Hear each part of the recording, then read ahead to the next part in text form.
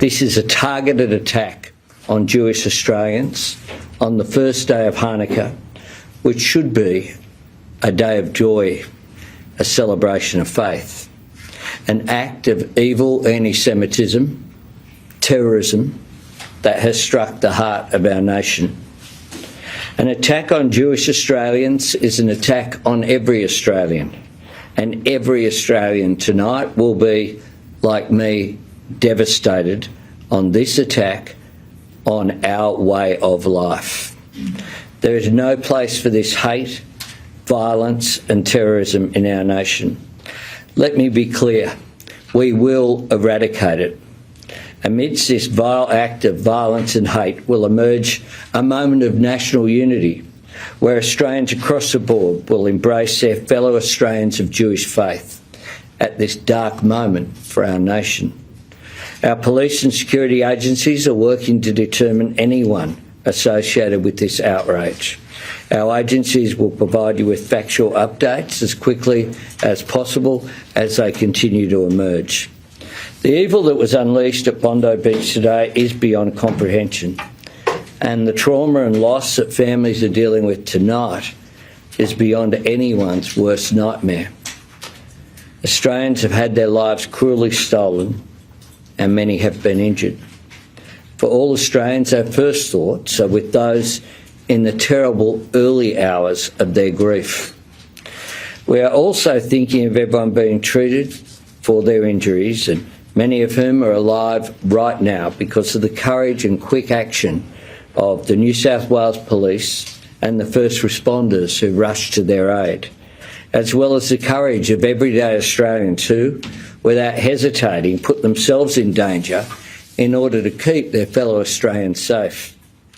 We have seen Australians today run towards danger in order to help others. These Australians are heroes, and their bravery has saved lives. As Prime Minister, I say on behalf of all Australians to the Jewish community, we stand with you, we embrace you, and we reaffirm tonight that you have every right to be proud of who you are and what you believe. You have the right to worship and study and live and work in peace and safety, and you enrich us as a nation. You should never have to endure the loss that you have suffered today. You should never know the fear that you know tonight. We will dedicate every resource required to making sure you are safe and protected. You are Australian, and all Australians are with you today and every day. My fellow Australians, I say tonight that there are nights that tear at our nation's soul. In this moment of darkness, we must be each other's light. Hold on to the true character of the country that we love. Australia is stronger than the cowards who attacked innocent people today. Australia is braver than those who seek to make us afraid.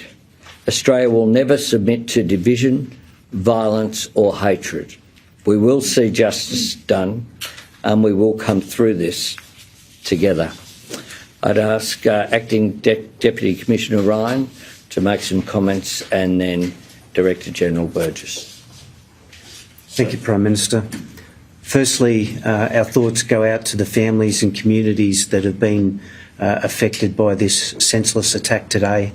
The AFP stands next to the New South Wales Police and with ASIO in our joint counter-terrorism arrangements, and we'll put all resources we can, all our specialist powers, all our specialist resources towards ensuring that this matter is investigated as thoroughly as possible. In relation to the Joint Counter-Terrorism Team, we have heard that there has been a declaration of a terrorist incident that will enable the AFP, along with ASIO and New South Wales Police, to use specialist powers in relation to this investigation. I don't wish to speculate in relation to any of the information that is currently known.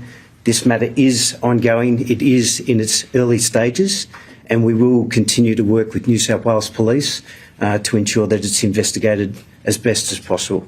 Thank you. Thanks, Nigel. Thanks, PM.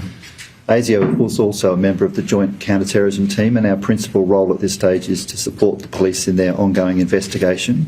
But at the same time, as is standard practice for us, we are looking at the identities of the attackers, and where that is known, we're looking to see if there's anyone in the community that has similar intent.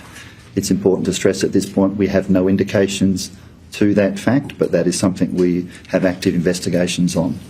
The national terrorism threat level remains at probable. I don't see that changing at this stage. Probable means there is a 50% chance of an act of terror, and unfortunately we've seen that horrific act occur tonight in Australia. Thank you. A few questions. Charles? Prime Minister, you've called this terror. Are you aware of any other terror threats at the moment, and what's your message to Jewish Australians who may not feel safe in Australia tonight? My message to Jewish Australians is that your fellow Australians stand with you tonight in condemning this act of terror, in condemning this outrage. I've had a number of conversations with people tonight. One of the Jewish community leaders said to me that we know where anti-Semitism leads, that it leads to an attack on everyone, not just Jewish Australians. And this attack at Bondi Beach, of all places, a place of celebration, a place where people, particularly in Sydney, but from all over the world, come to enjoy each other's company, and to, in this case, at the Bondi Pavilion there. I'm very familiar with that pavilion. This senseless attack is one which is an act of terror. It is aimed at creating fear. But we will stand with the Jewish community and Jewish Australians at this time. Prime Minister, in light of this attack, is the government going to move on any of the recommendations in the Special Envoy's report on anti-Semitism in Australia? Yeah, we're continuing to work on all of those issues, including one of the things that you'll see is a request that had previously been made to be included in additional funding for security as well. And I know that it is, this is an incredibly tough time for the community to deal with this. It's important that they don't deal with it alone, that everyone stand with them at this time. And then we'll go fill in then. Left unchecked, as you were just saying, anti-Semitism leads to terrorism and violence targeting the innocent. Your government has come under criticism in claiming that it has effectively responded to the rise of anti-Semitism in Australia since October 7, 2023.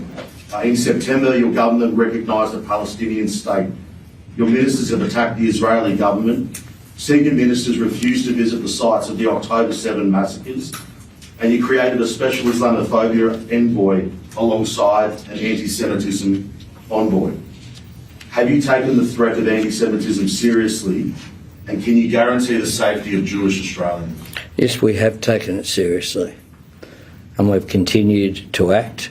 We've continued to work with Jewish community leaders. We've continued to take all the advice from the security agencies to put in place special measures, and we'll continue to do so. Phil? From Mr. Burgess, for Deputy Commissioner Ryan. Mr. Burgess, you've been warning for a long time about the risk of this sort of attack, localised extremism. I think, were any of these people on your watch list? I think the New South Wales Commissioner just said they were aware of one of these characters that they were keeping an eye on. Was he on either your radar at all? So it's too early to give you any more details, Phil, other than to say, like the New South Wales Police, one of these individuals was known to us, but not in an immediate threat perspective. So obviously we need to look into what happened here. Mr Burgess, you've mentioned that the chance of another attack is probable, or 50%. I'm just wondering, how does that mean that there is still a 1 in 2 chance of a follow-up attack? And does ASIO or the other security agencies take more precautions now that you've seen such a devastating attack?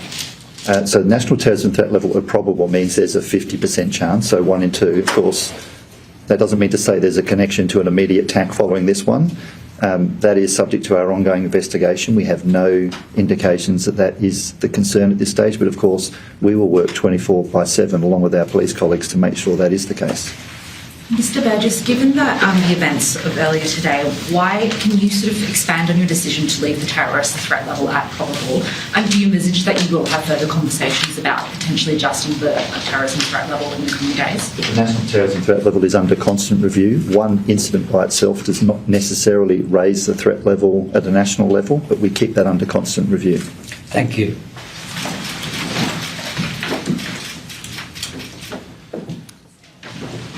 Don't miss out. Get the full picture. Subscribe to Al Jazeera for reliable news, expert insight.